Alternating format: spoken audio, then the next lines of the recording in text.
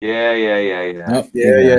Now we're live on YouTube. Hello, YouTube. All right. For some reason, I don't know what's going on. Oh, because I have the volume all the way down.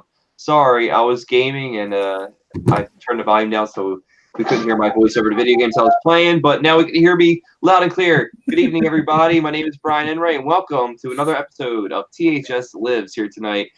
We have the director of One Must Fall, Antonio Pantoja.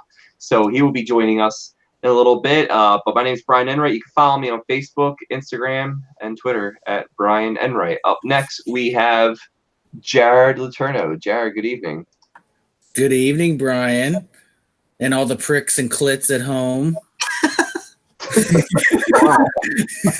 You guys can find me on Twitter at zombie_survivor. Back to you. All right. Thank you very much, Jared. Up next, we have award-winning director. That's his real name, ladies and gentlemen. Award-winning director, Mike Lombardo. Mike, good evening. Howdy, folks. You can find me at the auto shop saying goodbye to my car, or at realsplitter.com. That's a real with 2 E's. Or most importantly, at screamteamreleasing.com, where you can buy a copy of I'm Dreaming of a White Doomsday and help me buy a new car. Back to you. All right. Thank you very much. I'm buying a new car, Mike Lombardo. Up next, Hold on. we got a little bit of echo there. Yep, no, my computer's freaking out. Yeah. I hear myself. Yep. Okay. I think we're All good now. right. We're live, ladies and The gentlemen. wonders of being live. And up next, we have the president of the Horror Syndicate, Ray Merrick. Ray, good evening. Where can we find you? Hello, babies. No, hi, everyone. Hello, my children. Hello. Hey. All right. I'm done with that. Go ahead, Brian. All right, thank you very much. And of course, we have our special guest of the evening. I've been repeating his last name over and over again so I don't fuck it up.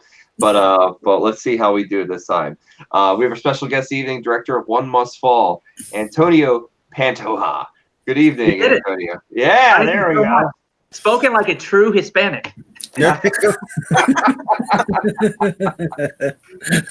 Thanks for coming on our show and joining us to talk about your movie, man.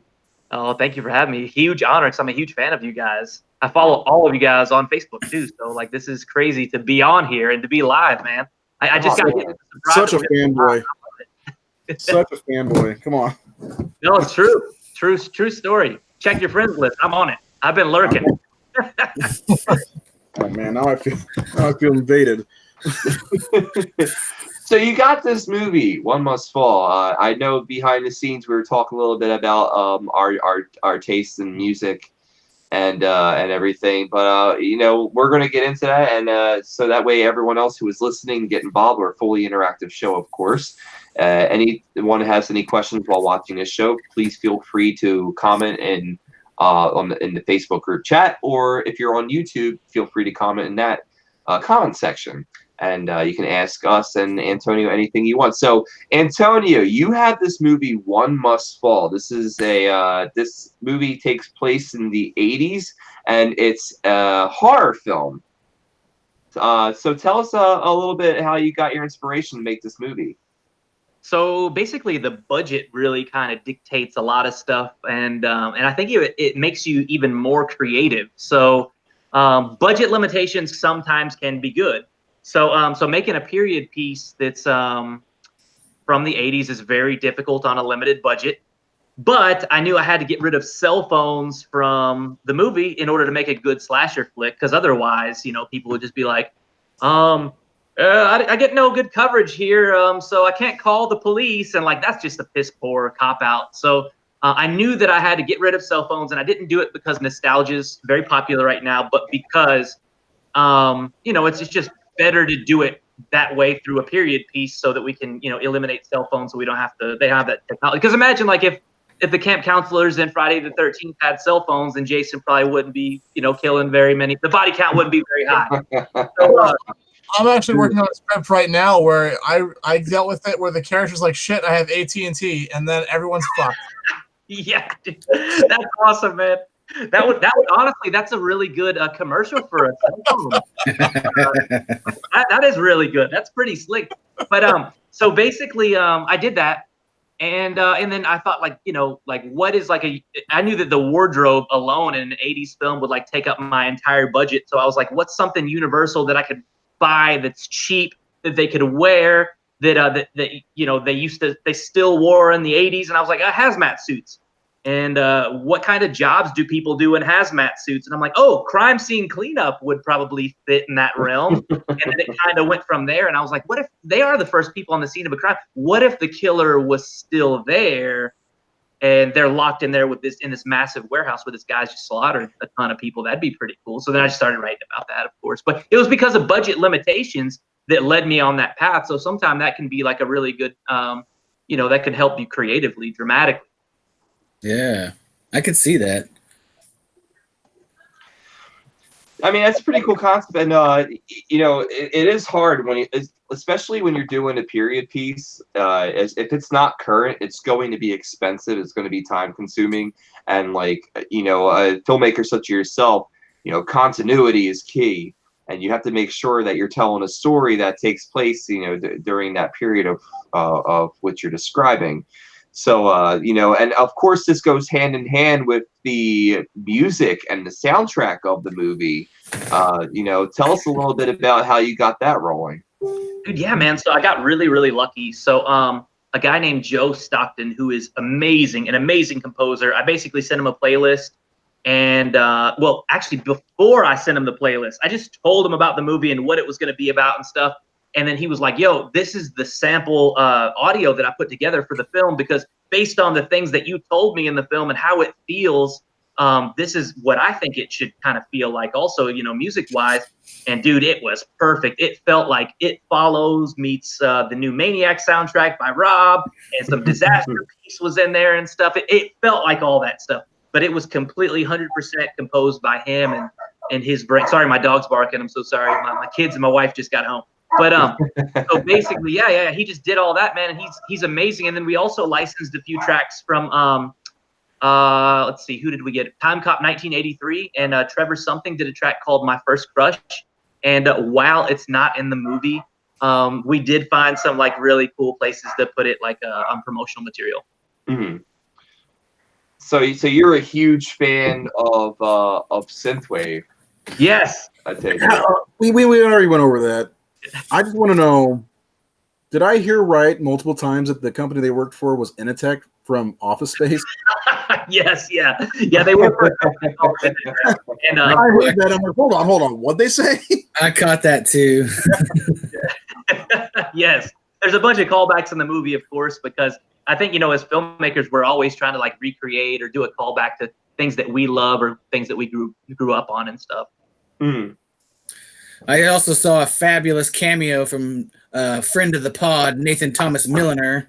Yeah, I love Nathan. So Nathan did. I never thought in a million years I'd be able to work with Nathan, because he's just very renowned in the horror industry, and he's done some super, super cool stuff. And he's an awesome director himself. So like even to be like mentioned in the same sentence to me is crazy, because I'm a huge fan. But yeah, I hit him up one time and I'm like, yo, would you be interested in doing the poster for this movie? It's an 80s kind of film and it might be up your alley. And he hit me back and I'm like, no way. And then I met with him for coffee in Shelbyville, Kentucky. And we have a mutual friend in Ken Daniels. So I was already like on good terms, because I know like I'm cool with Ken Daniels. So then so Nathan like gave me the chance, which was crazy. And yeah, and then he was in the movie. Nice. Which makes me need to go back and watch it, because I missed that. When Jared told me, I was like, what? Yeah, Nate's a great guy. He's a real great guy.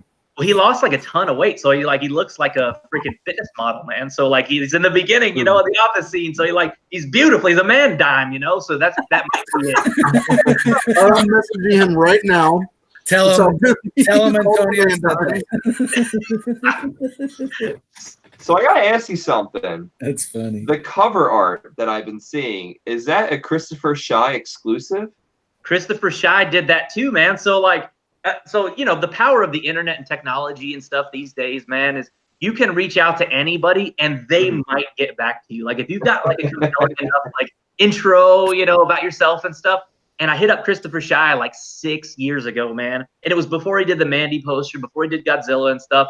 And I was just blown away by his stuff. And I'm like, dude, if I ever do a feature, would you consider doing my poster? and he like gave me like a really low price. Then I'll tell you how cool he is. So he's also a fantastic writer, but I hit him back. I'm like, dude, I did the movie. Are you still down now that you've done Mandy and Godzilla and all these things? Would you still give me a chance? And he was like, yeah, man. And I'll honor that old price that I gave you. He grandfathered it in. Nice. That's awesome, man. That is cool. Dude, he's so cool, man. And then like afterwards, we talked for 4 hours. So because like he's a really good writer, and he's like, dude, you should have did this, and you should have did this, and you should have did this. So I hit him about my next movie, and I'm like, dude, would you consider like helping me write my next film? And he's like, absolutely, yes, nice. man. Yeah, dude, awesome. he's a great guy, man. Honestly, I would encourage anybody to reach out to him just to be friends with him, because he's a wealth of knowledge, man. And he's just a really, really good person to know, and he's a really good guy. He's a true artist for real. Yeah. Now there was a T-shirt website that was not licensed, and they're ripping off a lot of artists, and they're selling a lot of their art on shirts. And it's like one of those like sites where you put in a T-shirt design, and then another company makes it with the design that you send them, and you get like 200% profit. Yeah. And I saw that they were sharing his work. They shared his Escape from New York picture that he drew. And I comment, I'm just like, do you own the license to this? And I was like, and I tagged Christopher, and I said, Christopher, do you know about this? And I got blocked from this Facebook page. Yeah. It's called, I'll get the name of the T-shirt site, but they like every day they post up a new artwork, and it's obviously unlicensed. And they got Enzo Schiotti. Like they got a bunch of his artwork on there that they're selling, and it's bullshit. But I tagged him, and he was like extremely grateful that I mentioned him, and he even gave me a shout out and shared. He's just like, thank you, Brian and Wright, for looking out for me, and I really appreciate this. And I was just like, oh my god, it's awesome. I mean, his poster work for Mandy and Godzilla, like you were saying, and now One Must Fall. I mean, it's infamous now. Did you see the one that he did for it's called Headhunter now, but it was called The Head before and just came on Netflix? I think it's on Netflix now. I got you. Dude, it's awesome. It looks. Yeah. I'll send it to you. But he did that one, and then he did Jim Ojala's Strange Nature. Insane, dude, all of it. And then he shared like Evil Dead 2 that he did yesterday. It's so good, man. It's so good. He's amazing. Guys, off the charts. So Milliner told me to tell you to say hi. I love him. and I guess now, since we're messaging, he says he has no idea what that means. It must be good. So anyway, I'm telling him that now. But he said something about he's seeing me tomorrow. So that's Thomas you're talking to? My buddy Thomas? Yeah, your buddy Thomas. He was on the show last. I spent the entire hour calling him Thomas, not realizing that was his middle name. I'm an idiot. It was only his fifth time on the show, so I should probably remember his fucking name. Edward Hebron. Me and Edward Hebron commented. He said, "Do you think the fights me and Antonio got into at elementary school affect the way you tell stories?" Man, we used to have brawls. Crazy fist fights in elementary school. That's a true story. Nice. That's so wow. We were best friends after. Okay, sorry. Okay, I'm sorry. No, you're good. You're good. Finish up. What you're saying. Josh Stifter had asked, has Antonio talked about how he got Lloyd Kaufman in the movie and Lloyd's advice? But I can answer it after you finish talking. I'm so sorry. No, because what I was going to ask you was I got a question from someone who's watching. They actually private messaged me. So I don't know if it showed up publicly, but you can answer the Lloyd Kaufman thing, and I'll throw this one out at you. Yeah, dude, sure. Hold on. Vince DeSante's watching the Never Hike Alone creator. He's awesome.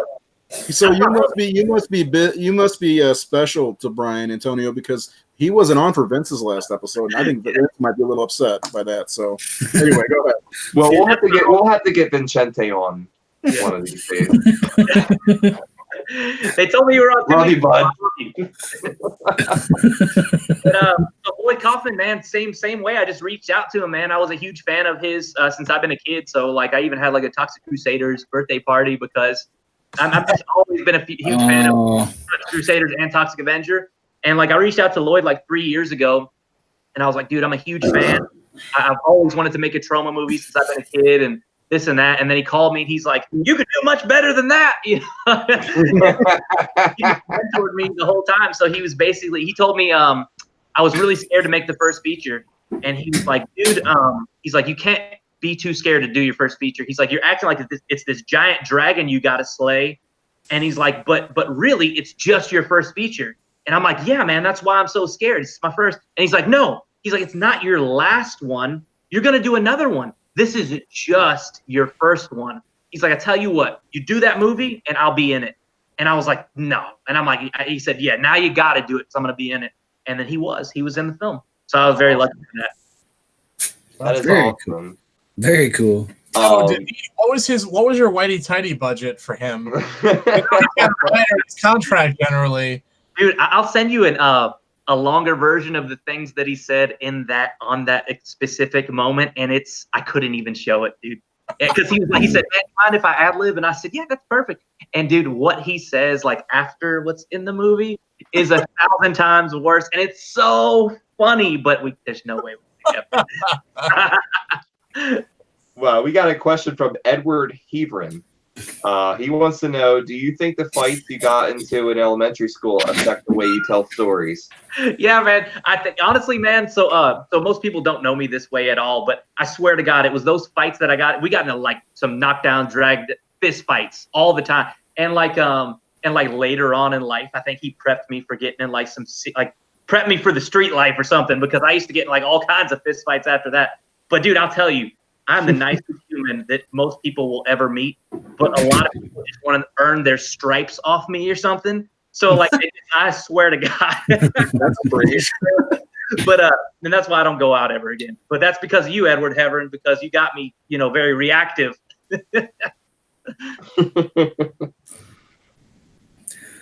Fighting is fun. Where did you get that location that you guys shot the movie in? I thought that was really cool. It's like an old warehouse. Yeah, dude, thank you. So basically, a friend of mine, Lindsay Moorman, she hit me up and she's like, hey, so before I had written anything, she was like, you need to check out this warehouse we got. It used to be an old paint factory in the 1800s, huge. It's like 80,000 square feet. She's like, you need to come here and check this out because you could shoot a really dope horror film here. So I hadn't written a word yet. So I walked through there and I started taking notes on like all the things that were in that location. And like, I basically wrote the movie when I walked through that place. So I was like, they have this and they have this and they have this and I have access to this. And then after I got home, I just started writing, man. And it was because of her, Lindsay Moorman, who was the art director on the film as well.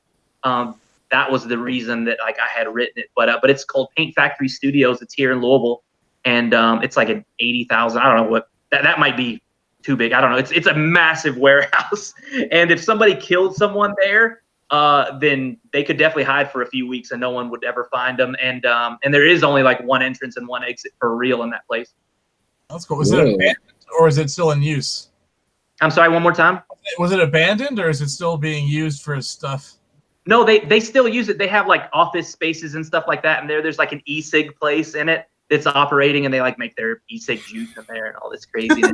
Oh, nice. But they use it for storage and stuff like that too. But yeah, it's super creepy, man. I slept there a couple nights too, and it was like 10 below zero in there. But like I was working so much, I was like, I can't fucking leave here. I gotta stay. So I did. That's being a true master to your craft. For sure. Sleep where you're filming. How long did it take you to film altogether? 11 days. So like we did the entire film in 11 days because the budget restriction. The budget was so low that and it costs so much. The only thing that's free is like pre-production and writing. But outside of that, I mean, get all that done that you can beforehand, because once you hit the set and you're in the thick of it, like you better like start getting it in, because every minute is so much money. And basically because I said that though, I kind of did my directing before we even stepped on set. So I was calling the actors all day, every day. And I'm like, this is your character and this is what you do. And this is who you are. This is the neighborhood that you grew up in. Like to the effect of, they probably were like seeing my name on the phone and like, it's Antonio. God, I don't want to get engaged in an hour-long conversation. But what happened was is when they hit the set day one, they were all productive because we had already discussed all this stuff for months leading up to this shoot. and I had to get going. As soon as we stepped on, we only had 1 or 2 takes each time, so I had to move really quickly. So I think that helped dramatically in order to move fast, is like directing before we got on set. Great. So you did a lot of prep work. Make sure everybody was on their A game. Yeah, it's chaos, man. Yeah. The pre-production is, honestly, dude, to keep it real, like I love all aspects of it. I love being on set. I love watching the machine work, and I love shooting. I love editing. I love all of it. But like the whole process is dope. Even the stuff that some people hate and complain about, man, I love all that stuff. Like I even like some people dropped out, man. People I've helped before, people I already paid, they dropped out. And I kind of even love that shit. Like I love talking shit about them right now. Like So how long have you been doing film? How long have you been working on sets? I think this is my 10th year, but like I've never like been working on like it. The first time I stepped on a film set was like the first day that we shot One Must Fall. I mean, like a real one, because I've done like a bunch of short films in the past. A lot I'm not proud of, so don't go looking for those. But I've done like a lot of stuff and narrative stuff, and I shot a bunch of fashion stuff, and I do a ton of photography. Shot for 1 million magazines, so I've done like a lot of that stuff. But I never like shot a feature before, and I'd only been on like 1 actual set, and I was just like doing behind the scenes photos as a favor.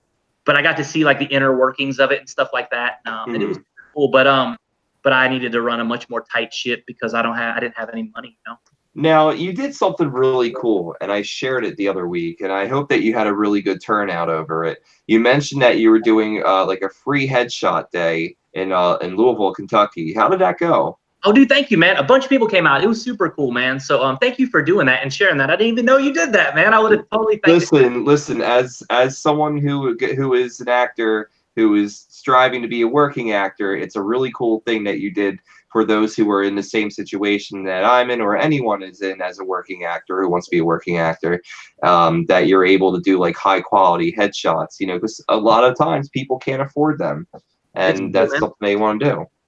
Dude, it's true, and it's so expensive, man. And like, and no shade on anybody who does that and they do that for a living. Because I know some people who are really way better than me at that. But I was going through I looked at my artist friends, and like I was going through their profile photos and stuff, and like I was going back pretty far, and like none of them really had professional photos. Like none of my friends had professional photos, and I felt bad for them, man. I was like, dude, and I didn't either. So like, I'm in like a suit on my photo, and like I've like got my tie and stuff, but I don't even have on pants in that photo because you can only see it from like right here. But like I'm on my deck, and like I shot the photo by myself and stuff. And after I did that, I realized that like people started like hitting me back and taking me more seriously and responding to my messages and stuff. And it's so stupid, but it's so true. And then I went back and I'm like, dude, I got a free day that Sunday.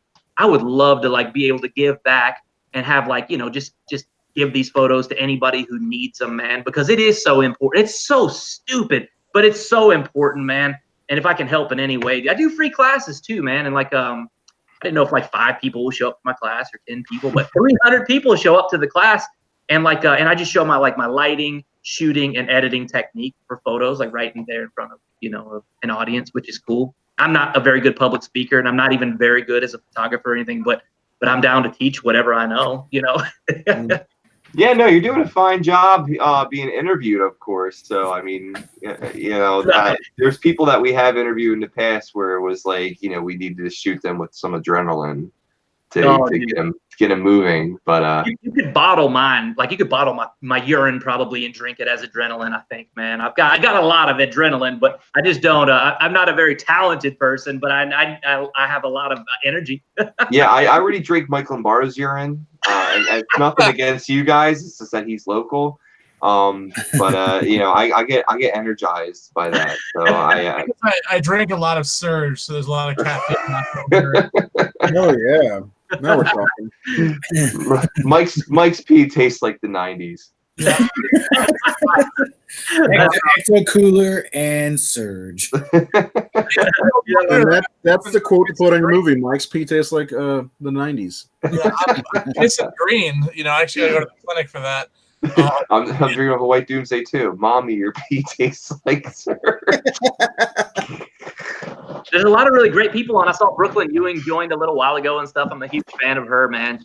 Her work is amazing, dude, for real. She's really good. And I just saw AJ Fryer is on. Even Vinny Pantoja, my brother. My family usually never comes through, man. My brother's on. It's insane. Nice. Hey, man, it's free publicity. It's Facebook Live, YouTube Live. Those who are watching, feel free to ask some questions. We're live for a little bit We've got tonight. some stuff going on here. Some questions here. Like, well, first of all, Vince said he had to run. Good to see Antonio on the show. Stellar human being. People need to check out his film at your local film festival. Antonio, you better call me if it plays in LA. Brian, you're dead to me. I love Vince, man. He's awesome. He's a really Vince is great. I hung out Antonio, say that again. I hung with him all weekend at Horror House, man. He's just a wealth of I'm knowledge. surprised. Was that in Indianapolis? Cincinnati. Oh, I was gonna say because Okay. me and Jared were at Indy last year. Yeah. If you're at Indy this year, come find me and Jared. We'll hang out. It'll be fun. Dude, I'm coming just for you now. There you I go. gotta have a drink with you. Well, I'm not really much of a drinker though, to be honest, man. Not So me either. I could try though. No, We know see, this I'm great saying, restaurant. right, like, I like to sit in a group, like a small group of people off in the corner, just a couple shots of pee, Yeah. and I'm good to go. Keep that going for the rest of the show.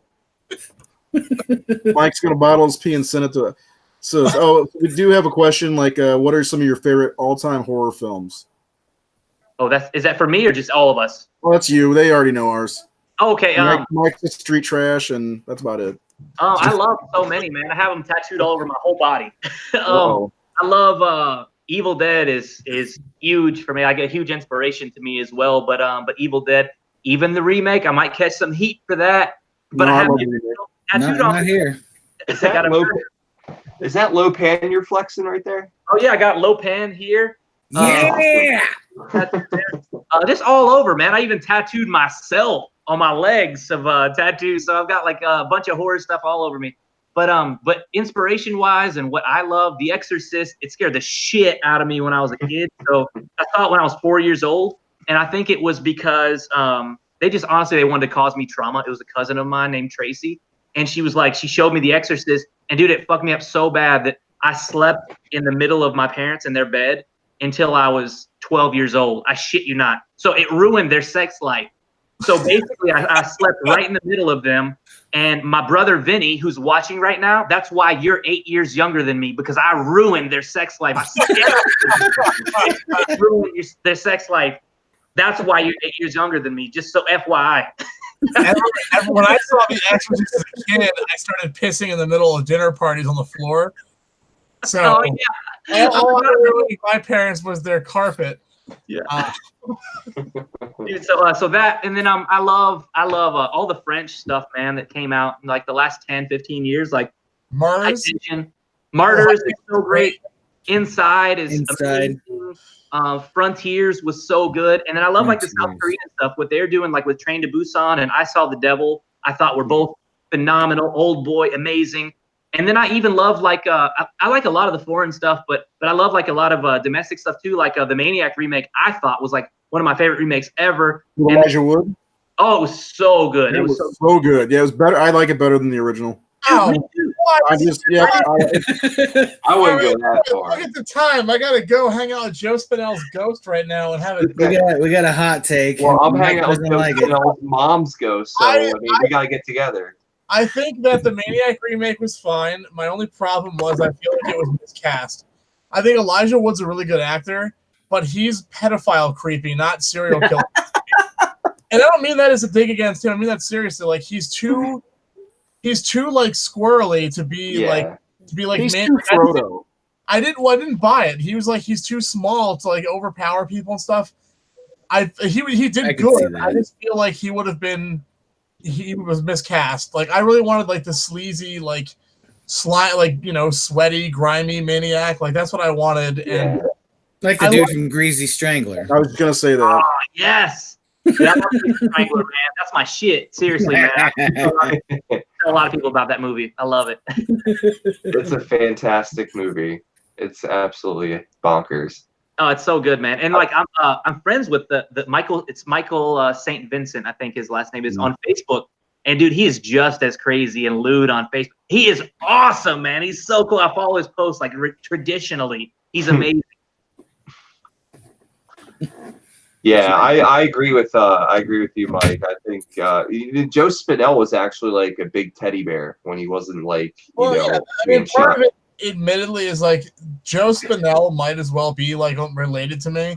Like my dad's side of the family from like New York and Long Island, Joe Spinell reminds me so much of my dad and like my family members on that side, like my uncles. Like I'm watching like the scenes in Maniac where he's not killing people, but he's just like kind of walking around with a gold chain on, like his 3 buttons on down to the chest hair. I'm like, it's like, yeah, it's my Uncle Joe. Like, holy shit. I don't know. It's that movie. It feels very comfortable to me, which is a weird thing to say. Yeah. I feel you though. That's the same with me, man. With like Evil Dead, I feel like home from Evil. Yeah, like that's home to me. Yeah, I mean it's definitely a movie that to me at least, like I could put it on and it helps me go to sleep because I've seen it so many times. It's like it's a comfort movie. Yeah, I don't remember the last time I was like actually scared though, but I want to be. I really want to be, but like it's been a long time for me for something that like really scared me. I want that so bad, man. I miss it. It sucks that you lose that like when you grow up, but I'm hoping I get that back with another film though, man. Yeah, I'm just, you got me thinking about the last time a movie actually gave me. I will say, you guys can poke fun all you want. When I watched The Autopsy of Jane Doe, that gave me a little bit of the old goose pimples for sure. Yeah, dude, Andre Overdahl. He's that dude. That director's the shit, Andre Overdahl, man. I'm really excited to see what he does with Scary Stories, man. I think it's going to be awesome. I have mixed thoughts about the Scary Stories, but yeah, I'm hoping Scary Stories. Yeah, Mike's got a tattoo. No way. Mike's got a tattoo. I think I might be in that documentary. They contacted me and got pictures. I don't know if I made the cut or not, though. That was actually me, Mike. I'm sorry. He was. I knew it was too good to be true. Yeah, I don't know. I'm curious to see it. I really want to see that doc, though. That's actually, maybe I'll invite that to Scares. That's playing right now. Shit. Anyway, side note. No, the last time I got scared by a movie, like embarrassingly enough, I think it was. Okay, I don't watch PG-13 ghost movies. They all blur together for me. Which one is the one with like the snuff movie segments? Was that with like lawnmower over the head and stuff? Was that was Sinister or is that Insidious? Sinister. So I watched that when it came out with a girl I was dating at the time, and she fell asleep, and I was watching it. And the part when the main character's like walking down a hallway, and then there's like a ghost kid like walking right behind him, and like it like jumps off, like climbs up on a counter and like jumps behind him, and then as he turns around, it just disappears. But there's no like music. There's no jump scare noise. It was just that visual. Mm-hmm. And it was so low key. And that really unnerved me for some reason. You know what else about that movie is unnerving is when he's in his office doing research, and it's like half of the screen is him with a light and the rest is just black. And you're expecting something to come out of the darkness and nothing ever does. Yeah, I actually like that movie a lot. I have to rewatch it. Yeah, there was some smart filmmaking. Because they're trying to get you to anticipate scares that don't actually happen. Mm-hmm. Yeah, but that was a good one. That one kind of bugged me out. But these days, like I don't get scared by movies. I just get like movies can they just kick off like existential crisis in me. Like I'll just get really sad about things, and then I'm like, okay, good, that movie worked. It made me really depressed. That's a good thing. Yeah, movies that make you very uneasy, like Martyrs or Serbian Film. Or Martyrs. I just got up. I watched with my roommate. We just sat in complete silence after the credits rolled, staring at the screen. I just got up and went for a walk. I was like, holy shit. That movie, like that stunned me. I was like, I don't even know what to do. It was like Serbian Film I love too, but Serbian Film has like a narrative arc, and there's like you introduce characters, they're fun, and then stuff starts to get gross and horrible. But Martyrs just starts you right off in the midst. Oh yeah, like that's immediately. Like it's so suffocating, and then like by the time you get to the 10-minute montage of like 14-year-old girl getting punched in the face and eating out of a dog bowl, you're just like so like, oh my god. Like, what the fuck is I mean, your reactions to that movie, Mike, are the same exact reactions I was having to Hell of the Living Dead by Bruno Mattei. I was with my reaction to Hell of the Living Dead. I can't even repeat my reaction to it. I'll tell you, the best part about that movie was the Dawn of the Dead soundtrack. Oh my god! No, the best part. There's the part where this guy puts a like a gas mask on over his head, and his hair is right in front of his eyes, so he can't see out of the gas mask. Anyway, we got your brother's outing you like hardcore here on Facebook, Antonio. He says that your room was the scariest room in the house. Oh, I always had horror stuff. Yeah. It's hard to find when we were kids, though. You know, you have to like dig deep to find that shit. Yeah, you know, I gotta now find it's that. really available everywhere. The one he just said was pretty cool. Something about you printed out a picture, I guess, of Reagan from The Exorcist, and you put the picture on the towel rack, and your Uncle Jamie almost died that night. That's true. I did that, man. I was probably 15, 14. No, I was probably 14 years old then. Yeah, because I was out of the house at 15. So yeah, I was 14 about that time. That's great, man. I remember that. Yeah, somebody also asks, well, first of all, Derek Sawyer says, a movie about my parents fucking would scare the shit out of me. But Joe Stifter says, I'm curious about the comedy of One Must Fall. Is it the kind of comedy something you plan in future films as well? Did he see this movie? Yeah, he's seen One Must Fall. Yeah. So I was going to say, because the beginning has a pretty good amount of comedy, especially with the dollar store Bill Paxton. Yeah. I gotta ask, Antonio, what was your dildo budget on this film? Oh man, that's a huge line item actually, because I'm going to bed. I bought a bunch for me too. So like that was actually a huge line item. Wasn't that embezzling or something? Or fraud? One more time, I'm so sorry. What'd you say, Mike? I missed it. I'm so sorry. No, I was just laughing. That's good. I use my props all the time. Like if I'm like, hey, I'll use this in my house. So I'm just like, yeah, they'll put it in the movie too. I'll tell you what sucks though is like because there is a dildo in the movie. Just FYI for the comedy people who like don't know that that's in there. But it's also the credit at the end. I've searched that now on like eBay or whatever to get it, or maybe it was Amazon. And now I could get recommendations for them, dude. So like, I get recommendations for adult diapers and for exercise videos to help strengthen my pelvic floor. So I don't know what that's what happens when you open the rabbit hole. That sounds like some Calinetic bullshit to me. If you're gonna buy a prop like that for your film, make sure that you go incognito on Google Chrome to buy it, because you're gonna get recommendations. I know a guy. I got a dealer. You know, it's fine. I wish I would have known you before, Antonio, because years ago when I was doing property preservation, I used to clean up foreclosed homes, and I had to board up this pool, and it was an empty pool. It was an in-ground pool, and as I'm boarding it up, I fell through one of the boards, and I landed, but right underneath me was an upright giant black dildo just aiming like right underneath me as I fell through the floorboard and just stared violently at it. You're lucky to be alive, and that's a tiger pit. They used to dig those in Vietnam. That way, an American GI fell through they cover the hole in thatch. You fall through and get pleasured, right? It made you never want to leave Vietnam, right? Ask anyone. They didn't want to go home. Called them punji sticks or something. I can't remember, but you're lucky. So about the comedy in the film, the reason that I did that in the intro. So the reason I did the comedy in the intro of the film was because I wanted to make the first act more entertaining, and I built the characters through comedy instead of doing like a slow burn traditional first act where sometimes it can be a sleeper. So I wanted it to just be as entertaining as humanly possible with the first act of the film. So I led with comedy. And since the budget is so low, the contrast of comedy to horror, when the horror happens, so I immediately go into horror. But when the horror happens, it feels a little bit more scary because you've just been watching comedy for the last 22 minutes, I think it is, before we turn over to horror. Yeah, that dollar store Bill Paxton was pretty good. But I can't. I hate to say I can't remember the characters' names, but the for the crime scene cleanup crew, the bald guy probably was my favorite character in the whole movie, other than the main. Supervisor. That's my best friend Todd. So like since we've been kids, Todd's been like my brother. Yeah, so, when Dorian's not here, you don't look at me in the eyes or something like that. I was like, that was funny.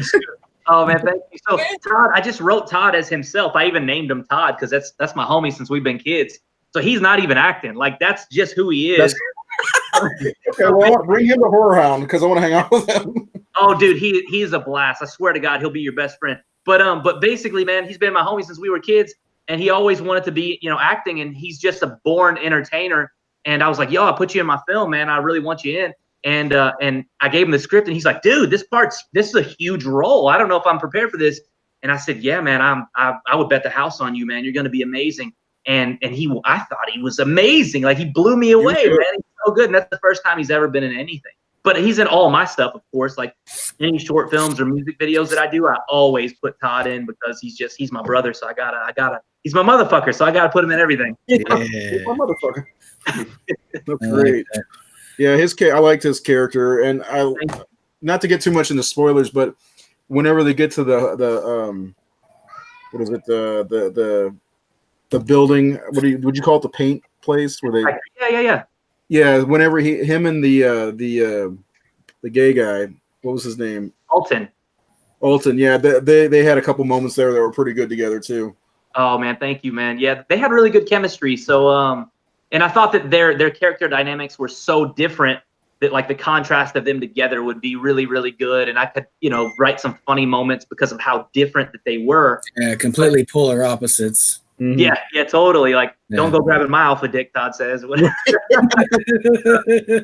was actually by Nathan Thomas Milner. He wrote that part, man. It would be funny if you said this. And honestly, man, like I'm just lucky to be there at all. So like for me, like I'm not a pretentious asshole. Like I still I love like art in I think all of these people that I'm working with are artists at their highest level, the best of their game. And like I'd be a pretentious dick if I didn't like take advice from all of these people who are amazing. So man, like anytime anybody had an idea, I made sure that they weren't gun shy to bring that idea to me because all of it was awesome. Everything that everybody was saying was super cool. And sometimes the things that I was writing, sometimes that doesn't sound right coming from somebody's mouth. And I've heard directors, like I saw Rob Zombie like behind the scenes one time, and then there was a guy who like I can't remember who it was in his film, but he said this line, it did not sound right. And he was like, you mind if I change that? And Rob Zombie's like, no, you say it how it is because it's in the script.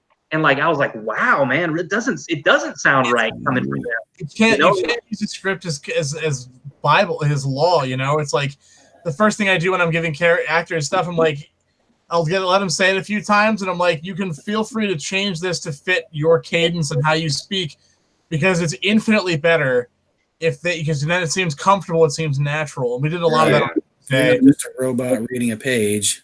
Yeah, because you can tell with a vengeance when it's a mouthful of shit. Because I write lots and lots and lots of dialogue, and sometimes it's just like, okay, people don't speak like this. I speak like this, but that's different. Like, I agree. It's good to let people kind of play. I write a lot of cuss words in my script, so like, but some people, I swear to God, like they don't sound right when they cuss. Like it doesn't sound like they don't say that very often. And like when they do that, I just have to scale it back, man. I'm like, you don't even sound right cussing. You can always tell who never curses a day in their life, and then they're really easy to pick out. Oh, totally, man. But so and Stephen King said one time, he said, write with the door closed and rewrite with the door open. And I think what he meant by that was listen to everybody's ideas, of course, because there might be, a gem in there. And I try to do the same, and I just want to make sure that like on set that, you can be a general, but I want to make sure that people aren't gun shy to bring me ideas all the time. I even like have a different posture on set. Like I'm even like more slouched over because I don't feel like as like a commanding officer or something. If I'm like, I swear I'm so much more approachable. And I think that's so important, man. And like I keep my artistic integrity and stuff like that as well, of course. But like, I just want to make sure that I'm as approachable as humanly possible, because if you put me on the free throw line, man, I'm not going to make every shot. I'm not. And luckily I have people way smarter than me on set, No, that's I agree with that. It's like it's one of those things that you gotta, being a good director, you have to be open to listening to suggestions, but then understanding when they're, it's just white noise and when it's a really good one. But It's true. keeping everyone comfortable enough to approach it with things is absolutely important. Because you're right. Like you're not gonna get everything all the time. It's like as much as I'd like to think I'm like a fucking visionary when I'm on set.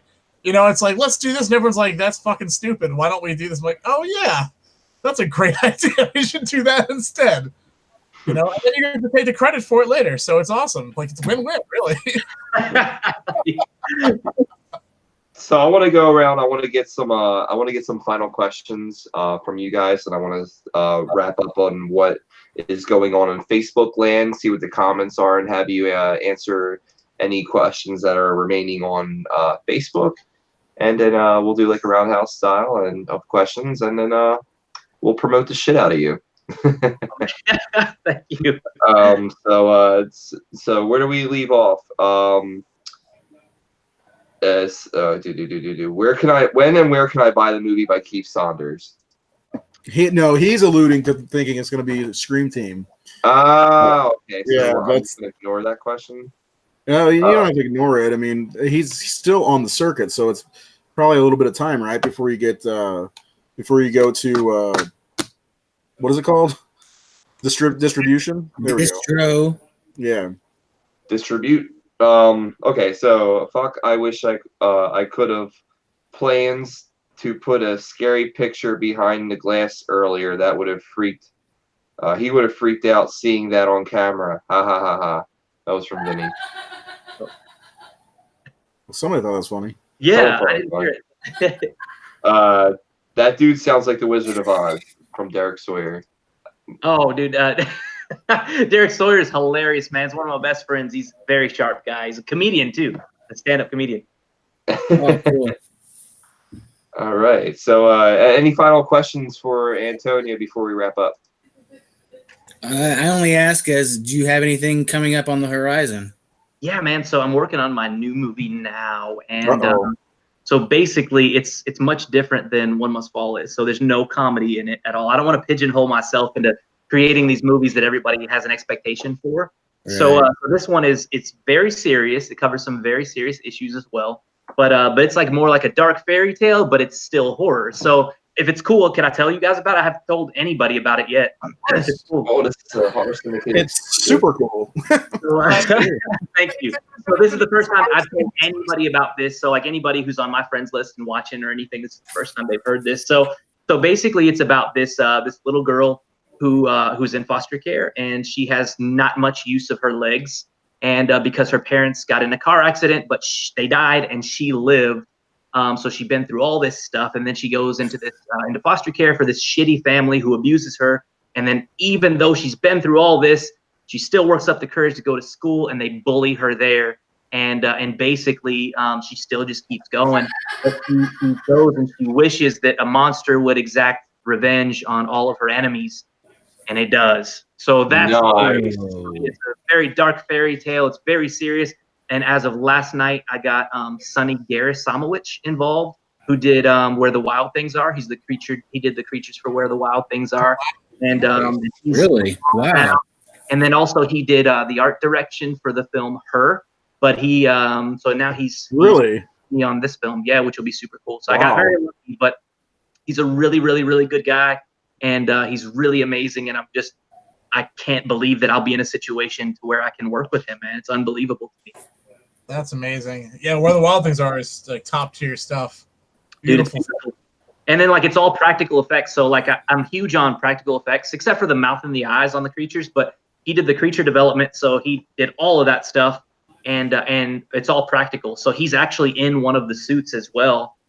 He plays the goat figure or whatever. But he created all those characters, and I knew that it's the monster is going to be very important for this film, so he's going to do that for this film as well. Excellent. That's cool. Very man. fucking cool. So okay, are you planning? I sat through the credits. Are you planning on a sequel to this? Thank you for doing that too, man. That's super cool. So yeah, I put like a teaser at the end of the credits, He marvels everybody. So if you're gonna go see this movie at a convention or whatever, watch through the end of the credits. Yes. Okay. Thank you so much for doing that and even saying that on here. But yeah, man, I wanted to leave it open just in case. And I had a doctor on set, Michael Book, who's amazing, and he helped me dramatically in the film. But I was like, can somebody live like if they've been scalped? And he's like, yes, but not for long. Can somebody live if their face has been ripped up? Yes, but not for long. What about a hammer to the head? Yes, but not for long. So, so I made sure that this is this can actually happen and take place, even though there's a element to the film. And you do get away with things with comedy involved, but I wanted to make sure that it's still okay that somebody if they go through something pretty traumatic that they can actually live through it. That's awesome. Yeah. If anybody hasn't seen it, that's a definite must to stay after. I wanted to make sure because I wasn't sure if I know Mike and Jared for sure saw it. I didn't know if you guys watched through the end, through the credits or not. I don't remember what happened. We'll tell you off air so we don't spoil it. I still gotta see it. My work life has completely devoured my soul and my heart life, and yeah, so I've been pretty busy, but I want to see it. It looks good. It sounds good. We have the same interest in synthwave and horror movies, of course, and it's something that looks really up my alley, and I can't wait to see it. Man, thank you so much. I hope I don't let you down. So, Antonio, take the time now to shamelessly promote yourself. Where can we find you? When can we expect more of your work? So don't even look for me, but what you really should do is go check out Mike Lombardo's film. There we go. And you can buy that on screamteamreleasing.com, and I highly recommend that. How much did he pay you? No, nothing, but I'm just a huge fan of Mike, man, and like his work is off the charts, man. And that film, it deserves all the accolades that it got, but it cleaned up at the festival circuit last year, and I just highly recommend that anybody who's watching this, they go support Mike and Scream Team Releasing because it's an excellent movie and you won't be like, but don't go look at my shit. Go look at Mike's shit. Don't listen to him, guys. Mike gets to shamelessly plug his ass every week. So there we go. Mike's turn to plug Antonio, right? Yeah, go ahead, Mike. Go ahead, please don't plug me. Like especially after the dildo talk and all that. Please don't plug me. I'm not plugging anybody, really. I mean,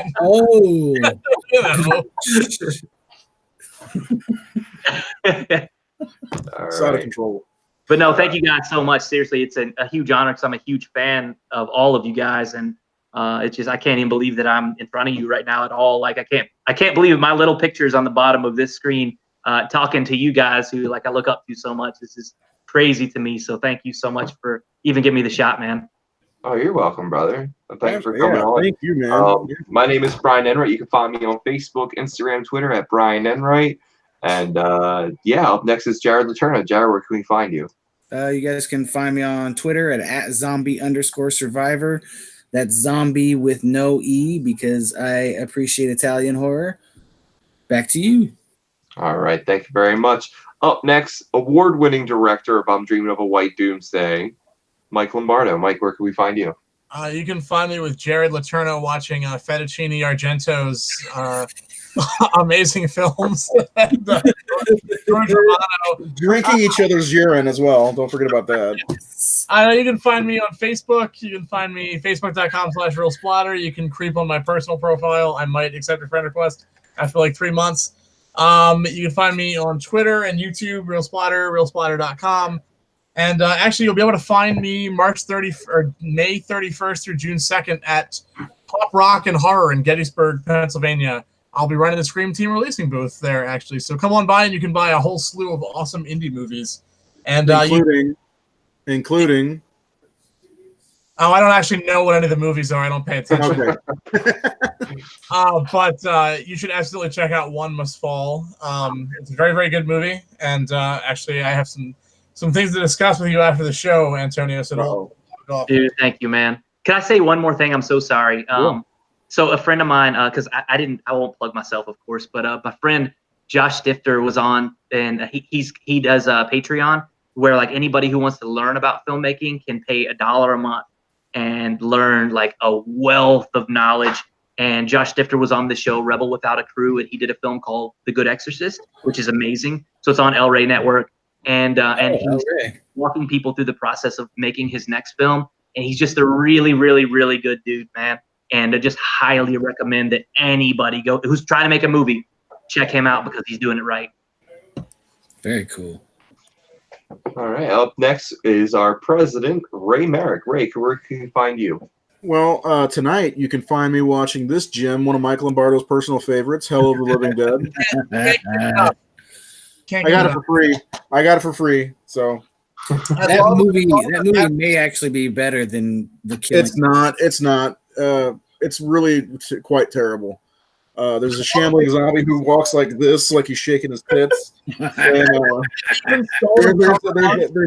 hold on. There's a part where this lady decides that she needs to blend in with the natives because they're in, the stock or something like that. And so she takes her top off and it just shows her tits for like 30 seconds. And and then the stock footage with the Dawn of the Dead music is fantastic. Anyway.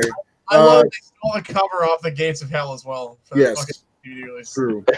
Don't forget to follow us here on the Horror Syndicate Facebook page, the Twitter, all that good stuff, and follow Nightfall Unlimited if you like comics and video games and what else? Other movies, not horror movies. All right, go ahead, Brian. All right, and Antonia, where can our viewers find you? I'm on Facebook, but I just I do Instagram, but not very much. I don't really know how to use it that well, to be honest. Sadly, I don't really do Twitter, but if where's the movie playing in the next few weeks? So we're I think we're in Toronto in June, and we're in Calgary, Alberta, Canada in June at Calgary HorrorCon, Toronto Indie Horror Fest. We're in Louisville, Kentucky at the Palace on June 21st. And then Mayday Film Festival, I think it's in a couple weeks. Crimson Screen Horror Film Festival in South Carolina, and that's in May, I think May 25th, I want to say. Yeah, my birthday. Yeah, we've got a couple more. There's a whole bunch of them, but if anybody, like if they're making a movie and they need, anything at all, I love to be involved if I can help you in any possible way. Even if you need my gear and you're local, you can have anything. I love to help in any way that I possibly can. So if you have questions about anything, I'm always happy to help in any possible way. Even if you get stuck and you just need some motivation or something, just hit me up, and I'm happy to help in any way I possibly can, man. Just honored to even be involved in the industry. Excellent. I bet you could motivate some people. You got that good energy. No, well, thank you so much, man. That's so cool of you, man. I can't believe that, like, I'm here, man. Because so honestly. And a lot of people who are my friends know this about me, but I have an 8th grade education. I never went to film school, and I used to be homeless. So to be here right now, to me, is a miracle. Like, I can't believe it. Well, we're glad you're here. I'm glad you're here, man. Glad you're making movies too. All right. Thank you for joining us, everyone. Everyone have a safe night, and check out One Must Fall when it hits a film festival near you. All right. We are stopped on